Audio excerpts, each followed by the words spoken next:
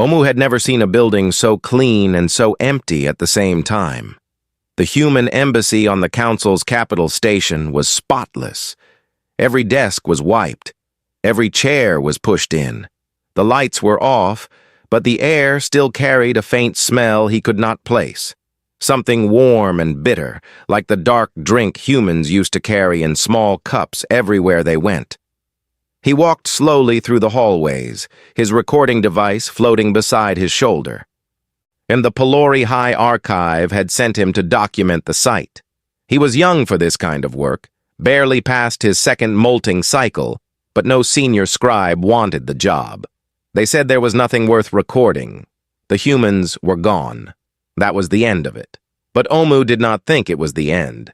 He thought it was the beginning of something terrible. 6 galactic months had passed since the departure. 48 billion humans across colonies, stations, outposts, research labs, trade hubs, and medical ships had left. All of them. Every single one. Not in a rush. Not in anger. They packed their things, closed their doors, powered down their systems, and walked through the fold gates without looking back. No war. No demands. No ultimatum. They simply left, the way a guest leaves a house where they are no longer welcome. Omu entered the ambassador's office. It was a small room compared to the grand halls the other species used. A wooden desk, real wood, not synthetic, sat near a window that looked out into the stars. There was nothing on the desk except a single piece of paper pinned under a smooth stone. Omu leaned down and read the handwriting. It was neat and unhurried. "You asked us to go. We listened." The signature at the bottom read, Taiho, Ambassador. Omu stared at the note for a long time. Then he carefully placed it into a preservation sleeve and tucked it into his bag. And he had a feeling this small piece of paper would one day be the most important document in the galaxy. That same day, the council held an emergency session. The Great Hall was full. Representatives from 37 species filled their seats in a wide circle, their voices bouncing off the vaulted ceiling. At the center stood Velthari, the senior counselor. She was Rathani, tall, silver-skinned, with 4 arms folded behind her back in a pose of authority. And she had led the council for 11 years, and it was under her leadership that the resolution of limits had been passed. The law that restricted human expansion, reduced their advisory privileges, and placed caps on their trade routes. At the time, it had seemed wise. Humans were everywhere. They built too fast, helped too freely, spread too far. It made the other species uneasy. Not because humans were cruel, but because they were so relentlessly capable that standing next to them felt like standing in a shadow. So the council voted. 31 in favor, 6 against. Humans were told to pull back, reduce their presence, limit their growth. Taiho had stood before the council that day, listened to every word, and nodded once. He did not argue. He did not shout. He simply said, "We understand," and left the chamber. 3 months later, every human in the galaxy was gone. And now Velthari stood in that same chamber and spoke with the calm authority she was known for. "The departure of humanity is not a crisis," she said. "It is a correction. For too long, this galaxy has leaned on a single species. That dependency was unhealthy. Now we stand on our own, as we were always meant to." There was applause. Drekken, the head of the council's military branch, struck his armored fist against his chest in approval. He was Vorath, a heavy-scaled species built for war. And he had never liked humans. He called them soft. He called them sentimental.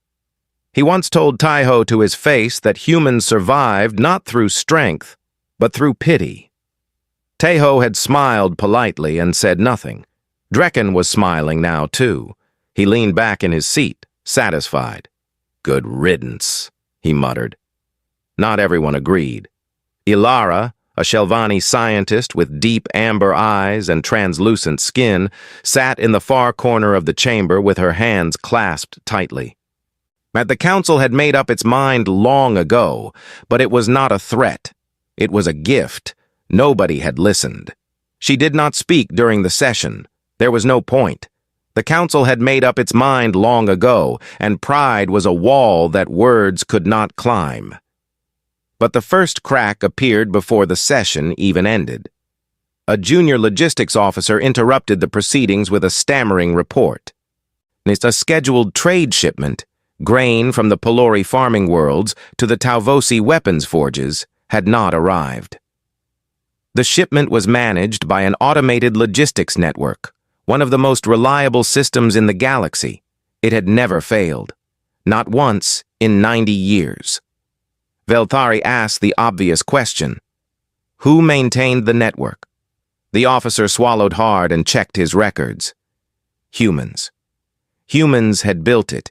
Humans had maintained it. Humans had updated it every cycle with quiet, uncredited precision. The system ran on a framework designed by a woman named Yuna and her engineering corps. When the humans left, they did not sabotage it. They did not lock it. They simply stopped maintaining it, and without maintenance, the system did what all systems eventually do. It failed. Velthari stared at the officer for a long moment. Then she told him to fix it. The officer asked how. No one in the room had an answer. That night, Daomu sat in his small quarters and played back the recordings he had made in the embassy. The empty hallways, the silent offices, the note on the desk. He added his own voice to the log, speaking quietly. I walked through the place where humans used to work. It was clean. It was quiet. There was no mess, no damage, no sign of anger. They left like people who had loved this place and decided, sadly, that it did not love them back. He paused. I think we made a mistake. I think we are only beginning to understand how big it was. Outside his window, the station's lights flickered once, just for a moment, and then held steady. It was such a small thing. Nobody noticed. But it was the first flicker the station had experienced in over 100 years. The humans who used to fix such things were gone. And the lights, like everything else, were now on borrowed time. The first deaths came quietly, at the way all neglected things eventually break, not with a bang, but with a slow, tired collapse. On the Pelori colony world of Anthara 6, a child woke up with black spots on her skin.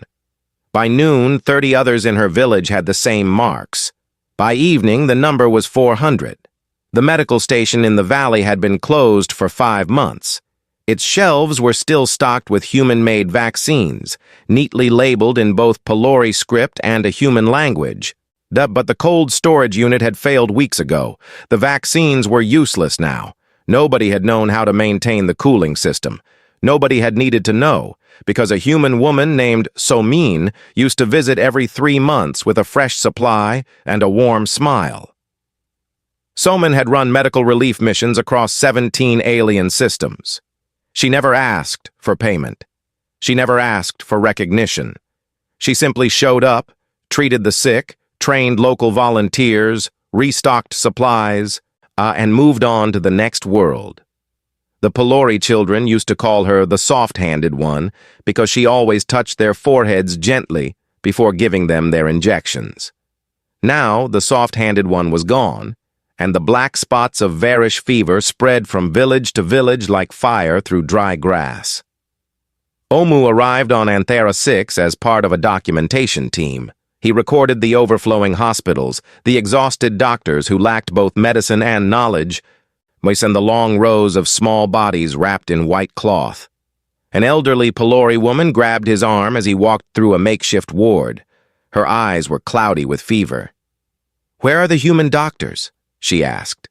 "They always came. Why have they not come?" Omu had no answer. He gently freed his arm and kept walking, but her words followed him like a shadow for the rest of his life. Back on the capital station, the situation was no better. The power fluctuations that began as tiny flickers had grown into full brownouts. entire sections of the station went dark for hours at a time. Engineers from 6 different species worked around the clock to stabilize the reactor core, a massive ancient piece of technology buried deep in the station's belly. It was older than the Council itself, built during an age no living species remembered. The only people who had understood the reactor were humans. Specifically, a quiet engineer named Do Yun, who had spent 14 years maintaining it. He had logged every repair, every adjustment, every anomaly in careful, detailed notes. The notes were found in his workshop, thousands of pages of precise documentation, but they were written in a hybrid notation that combined human mathematics with a shorthand Do Hyun had developed himself. It was efficient, elegant, and completely unreadable to anyone who was not Do Hyun. So 3 Shelvani math experts spent 2 weeks trying to decode the first page. They managed to understand roughly a third of it. "He was a genius," one of them admitted quietly, "and we never even asked his name when he was here." Ilara, the Shelvani scientist who had protested the anti-human sanctions from the beginning, threw herself into research. She pulled every declassified record she could find, every budget report, every old file buried in the Council's archives. What she discovered made her sick. Humans had been paying nearly 40% of the Council's total peacekeeping budget, 40%, from a species that held a single advisory seat with no voting power. They funded border patrols that protected worlds they had never visited. They paid for refugee camps that housed species who openly disliked them. They maintained asteroid defense grids around planets whose governments had signed petitions calling for human restrictions. And none of it, not a single credit, not a single contribution, had ever been publicly acknowledged. Ilara presented her findings to the Council. The chamber was silent. Velthari sat perfectly still, her 4 hands folded in her lap. Drekken stared at the floor. Even the species that had celebrated the human departure had nothing to say. "They gave us everything," Ilara said, her voice shaking, "and we gave them a locked door and a note that said, 'Leave.'" Meanwhile, far from the capital, the economy was collapsing. Human trade convoys had been the backbone of interstellar commerce for over a century. Their ships were fast, reliable, and cheap. Their negotiators were patient and fair. Their routes connected hundreds of worlds in a web of mutual benefit that no single species could have built alone. Without those convoys, the web fell apart. Prices doubled, then tripled. Shortages spread. Worlds that depended on imported food began to starve. Worlds that depended on exported minerals lost their only income. Old grudges between species, long buried under the stability of human-managed trade agreements, rose to the surface like poison.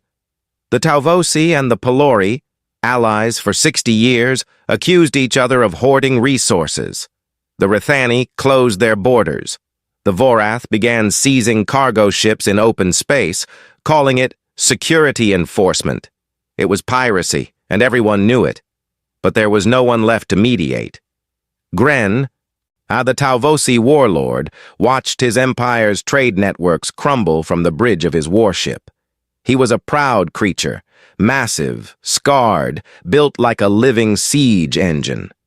He had once stood in the council chamber and spat on the floor in front of Taiho, calling humans soft little creatures who mistake weakness for kindness. Taiho had looked at the spit on the floor, then back at Gren and said calmly, "Kindness is not weakness, warlord. It is a choice made by those strong enough to make it." Gren had laughed. He was not laughing now. His fleets were starving. His soldiers were restless. His worlds were going dark. He quietly sent scouts to find the humans, to track their route, locate their new home, and open a private negotiation. The scouts searched for weeks.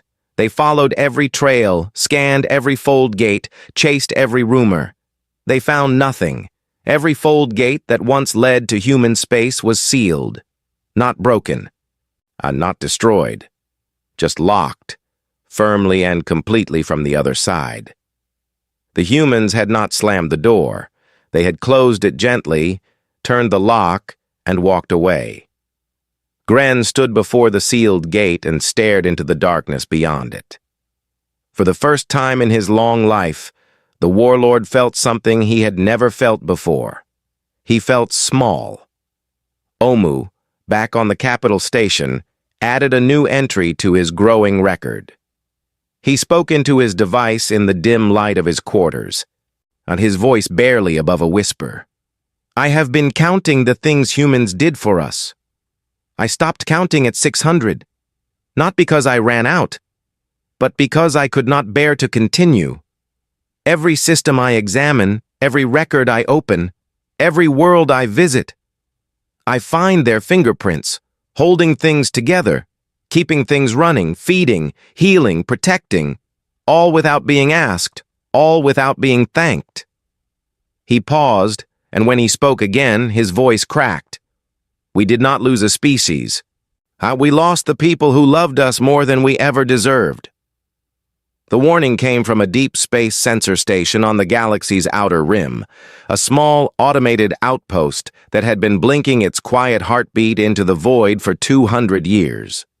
It was one of 900 such stations forming a detection network that stretched across the entire galactic border. Humans had built all 900 of them.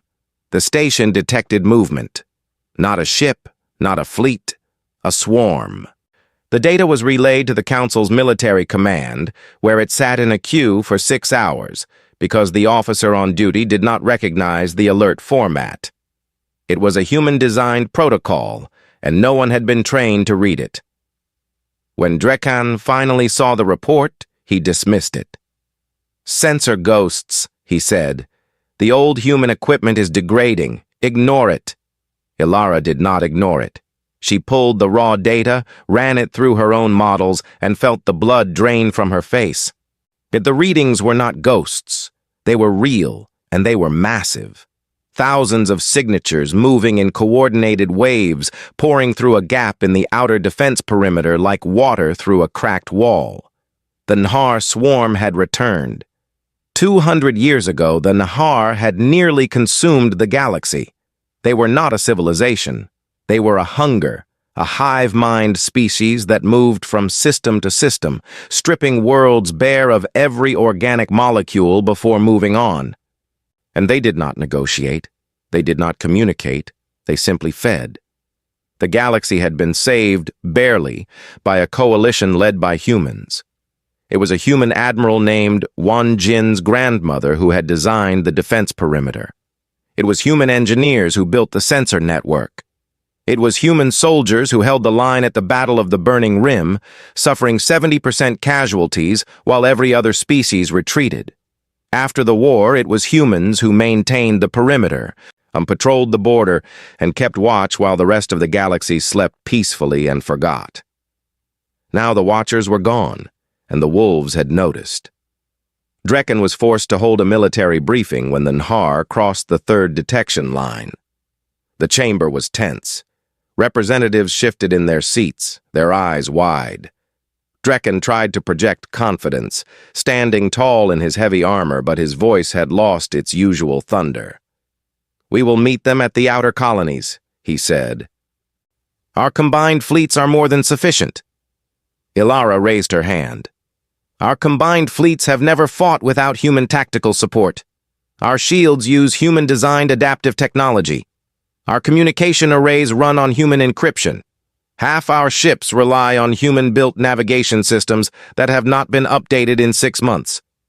The chamber went very quiet. Are you saying we cannot fight? Veltari asked.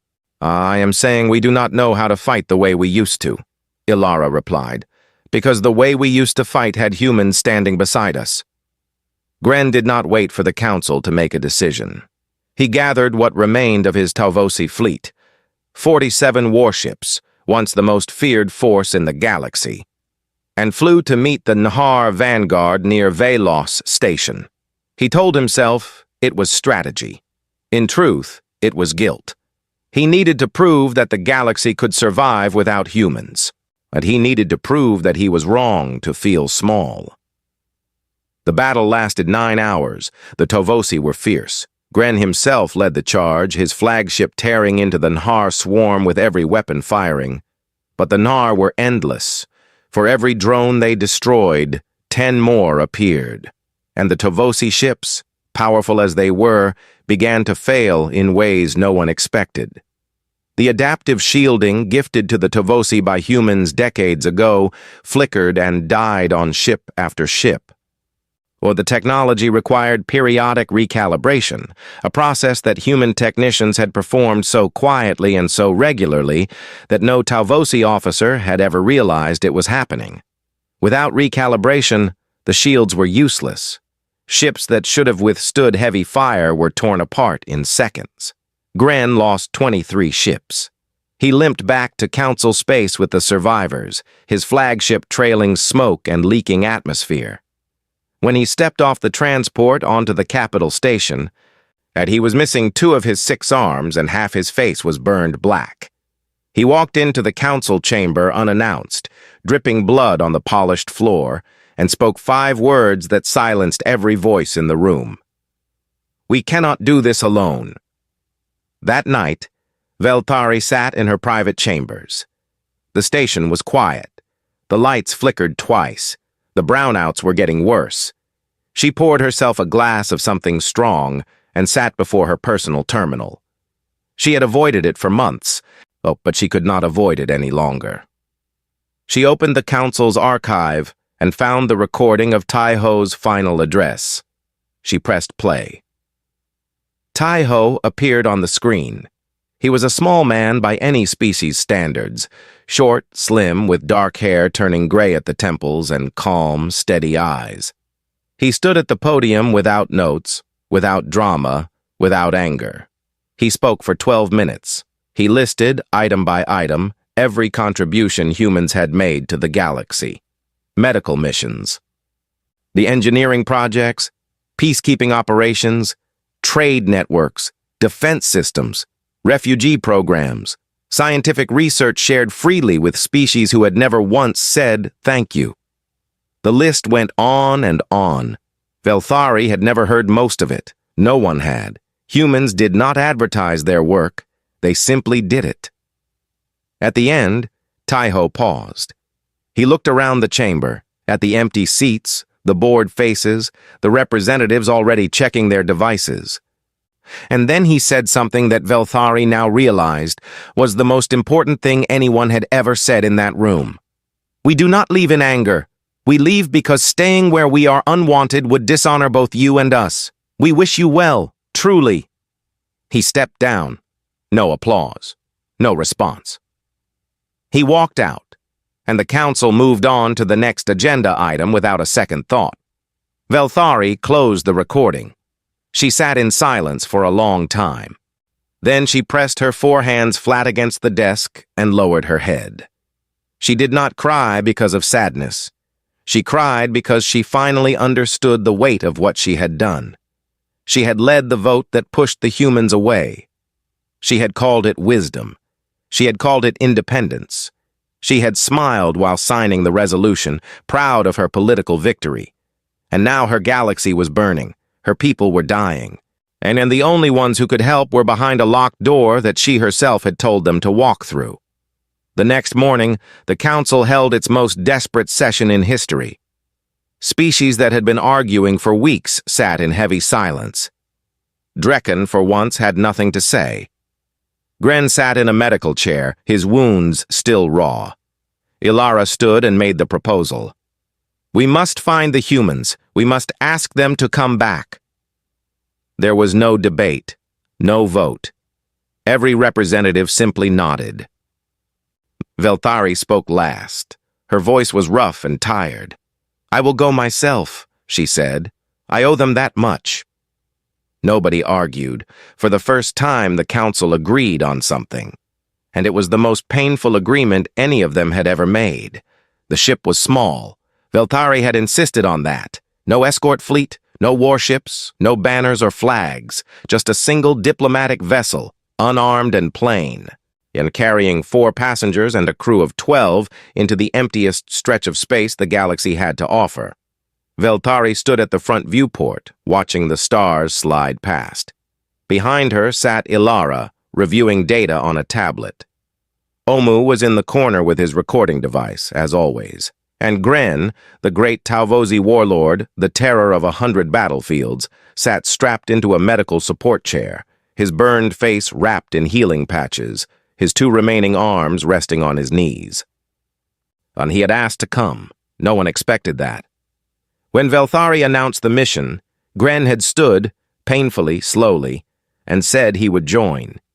He carried with him a Talvosi honor blade, an ancient weapon passed down through his bloodline for 9 generations. Among the Talvosi, offering your honor blade to another was the deepest form of apology. It meant you were placing your pride, your heritage, and your life in someone else's hands. Gran intended to give it to the first human he found. The journey to Foldgate 7 took 11 days. Along the way, the ship passed through regions that had once been filled with human activity.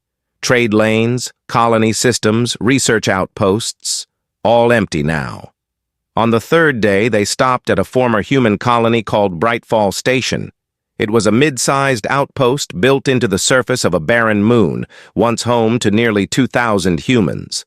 Omu requested permission to go inside and document what he found. Veltari agreed. The 4 of them walked through the station together. It was immaculate. The corridors were clean. The storage rooms were organized.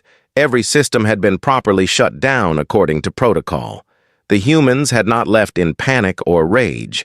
They had left the way someone leaves a home they loved. Carefully, respectfully, making sure everything was in order for whoever might come after. In the common area, the tables were wiped clean. Chairs were stacked neatly against the wall. On one table, and someone had left a small pot with a plant in it, dead now, dry and brown, but clearly placed there with care. A tiny tag was tied to the pot with string. It read, "Water me once a week. Her name is Bora." Omu picked up the pot and held it gently. The dead plant crumbled slightly at his touch. He placed it back down, and no one spoke for a long time.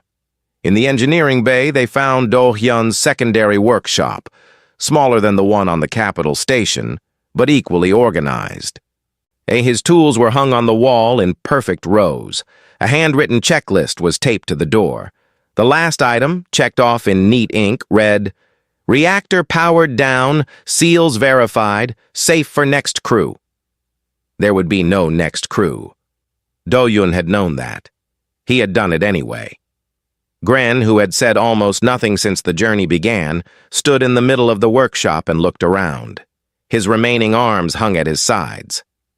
"I fought in wars," he said, his voice rough and low. I burned cities, I broke armies, and I never once felt ashamed." He paused. "I feel ashamed now, standing in the room of a man who fixed things for people who hated him and did it with this much care." Ilara touched his shoulder, but said nothing. There was nothing to say. They continued the journey. On the 7th day, Omu made a recording in his quarters, speaking softly as the ship hummed around him. "I have walked through 5 human stations now. All of them are the same. Clean, and ordered, left with dignity. In every one I find small signs of who they were. A child's drawing taped to a wall, a book left on a shelf with a page marked, a note reminding someone to eat lunch. These are not the traces of conquerors. These are the traces of people, and we sent them away." His voice dropped to a whisper.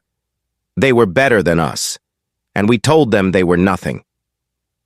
On the 11th day, Foldgate 7 appeared on the sensors. It was enormous.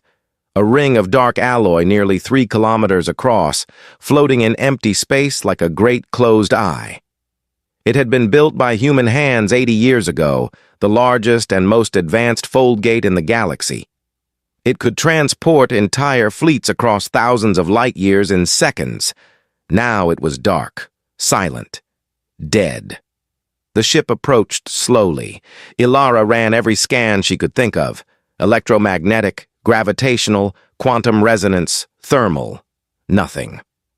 The gate was sealed with encryption so complex that it would take the Council's best computers 1,000 years to crack.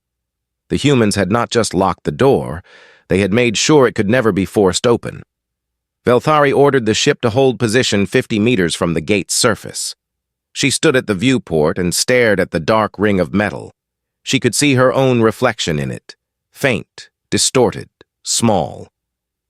She activated the ship's external communication array and set it to broadcast on every frequency humans were known to use.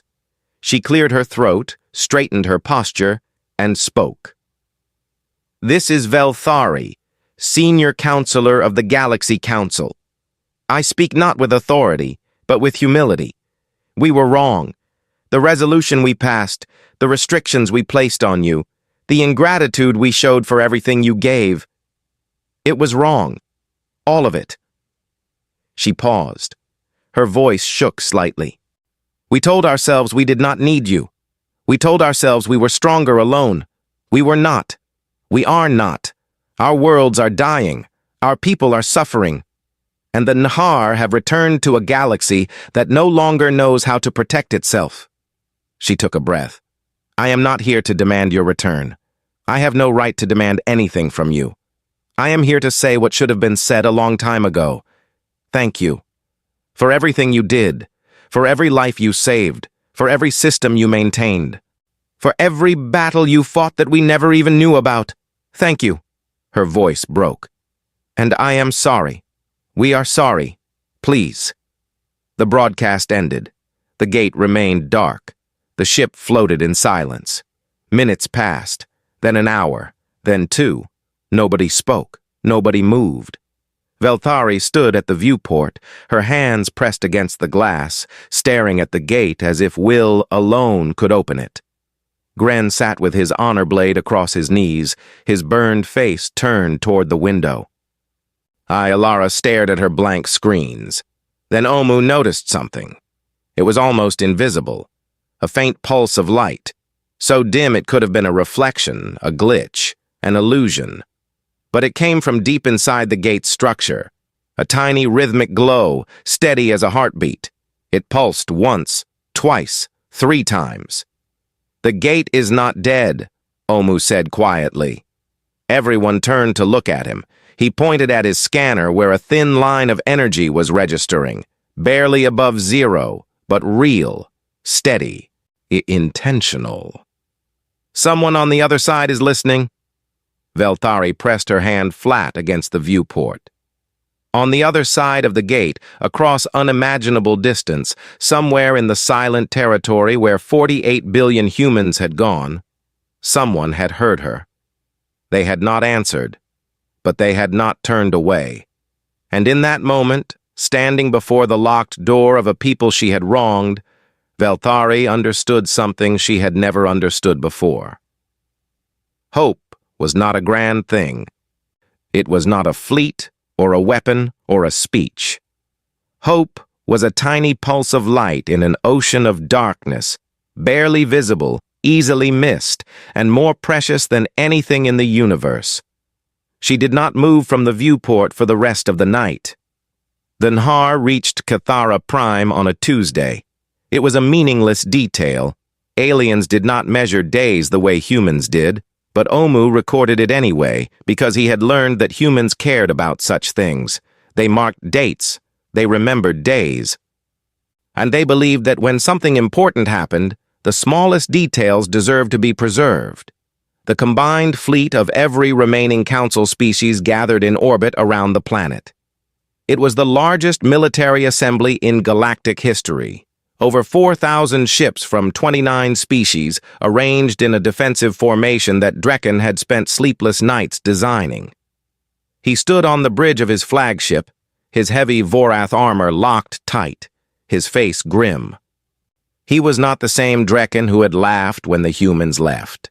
That Drekken had died somewhere in the last months, buried under the weight of casualty reports and failed systems and the slow, grinding realization that arrogance was not strength. The Drekken who stood here now was quieter, harder, and honest enough to admit that his formation had gaps he did not know how to fill.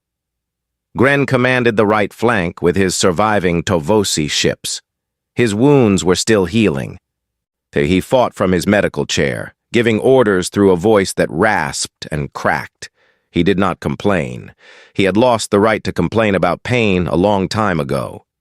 Veltari watched from the Council's command ship at the center of the formation. Beside her, Ilara monitored the sensor feeds, her hands trembling slightly, and in the back of the bridge, sitting quietly with his recording device, Omu documented everything. The Nahar came like a storm. Millions of drone ships poured out of fold space in a wall of black and silver, stretching across the void as far as sensors could reach.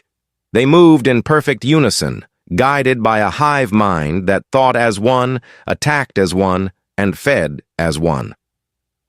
The battle began. For 3 hours, the Council fleet held. Ships fired in disciplined volleys. Formations rotated to spread the damage. Pilots flew with desperate courage, knowing that behind them was everything they had left, their homes, and their families, their worlds. But the Nahar did not stop. They did not slow. They absorbed every attack and kept coming, wave after wave, an ocean of hunger crashing against a wall of exhaustion. By the 4th hour, the wall began to crack. Ships fell by the dozens. Gren lost half his remaining fleet. Drekken's flagship took critical damage and listed to one side, venting atmosphere. A Pelori carrier broke apart amidships, scattering debris and bodies into the void. And the communication channels filled with distress calls, screams, and the terrible silence of ships that had simply stopped existing. Velthari stood at the viewport and watched her galaxy die. She had no more words, no more plans, no more pride to spend. She closed her eyes and thought of Taiho's note on the desk. "You asked us to go." We listened. And then every fold gate in the galaxy activated at once. Not one, not 7, all of them. By every gate, including ones that had been dark and sealed for months, lit up simultaneously with a brilliant white light that sensors across 100 systems registered at the same moment. The light was so intense that ships near the gates had to adjust their viewports. From each gate, ships emerged. They were not warships. They were something else entirely. Massive vessels, elegant and curved, gleaming like polished silver. They were arcs. Each one was kilometers long, carrying supplies. Of equipment, medical teams, engineering corps, and soldiers. Thousands of them poured into the galaxy from every direction, filling the void with light and movement and something that every species felt but could not name. Hope. At the head of the fleet, emerging from Fold Gate 7, was a single flagship. It was not the largest ship, and it was not the most heavily armed. But every species in the galaxy recognized its design. Clean, simple, functional, and unmistakably human. And Admiral Wanjin's voice came through on every frequency, calm and clear. "This is Admiral Wanjin of the human fleet. We heard you. We are here." For a moment, the entire battlefield went silent. Then Omu, quiet, careful Omu, who had spent months documenting loss and grief, made a sound he had never made before. He laughed. Tears ran down his face, and he laughed. The human fleet did not charge into the Nahar like warriors seeking glory. Instead, Wanjin's ships deployed something no other species had ever seen. A network of resonance beacons, thousands of small devices that spread across the battlefield in a vast, shimmering web. When the network activated, the effect was immediate. The Nahar swarm, which had moved with perfect coordination, suddenly shattered. Drones collided with each other, formations dissolved, attack waves scattered in random directions. Then the resonance beacons disrupted the hive mind frequency, the single signal that connected every Nar drone to the collective intelligence.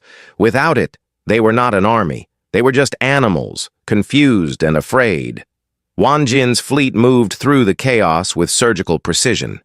They herded the Nahar back, not destroying them, but pushing them, guiding them, driving them away from Council space and back toward the galactic rim. It took hours, but it was done without slaughter. When a Talvosi officer asked Wanjin why they had not simply destroyed the swarm, the admiral replied, "They are alive. That is enough reason to let them live." The Talvosi officer had no response. He had never heard a soldier talk like that. In the days that followed, the human arcs spread across the galaxy. Solman and her medical teams returned to Anthara, 6 and 19 other plague-stricken worlds. They brought vaccines, equipment, and the calm. Then shrugged and said, "I know this machine," shrugged and said, "I know this machine. It knows me." Yuna, the architect of the Silent Exodus Protocol, the woman who had planned the departure down to every last detail, watched the return from her quarters aboard a distant human station. She did not join the celebration. She did not need to. Quietly, and when Omu's recording of Quietly, and when Omu's recording of Velthari's apology at the Fold Gate played across the network, she allowed herself a small, tired smile. "They finally see us," she whispered. On the capital station, in the same chamber where the resolution of limits had been signed, Velthari met Taiho.